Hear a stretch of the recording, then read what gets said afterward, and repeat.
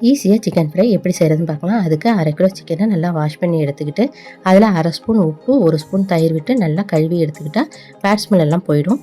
அதுக்கப்புறம் இஞ்சி பூண்டு பேஸ்ட்டு 1 ஸ்பூன், 1/2 ஸ்பூன் உப்பு, 1/2 ஸ்பூன் மஞ்சள் தூள், 1 ஸ்பூன் சாம்பார் பொடி, 1 ஸ்பூன் கரம் மசாலா போட்டு நல்லா கிளறி விட்டுட்டு அப்புறம் கொஞ்சமாக கஸ்தூரி மேத்தி போட்டு பெசரி ஒரு 1/2 மணி நேரம் ஊற வைக்கணும்.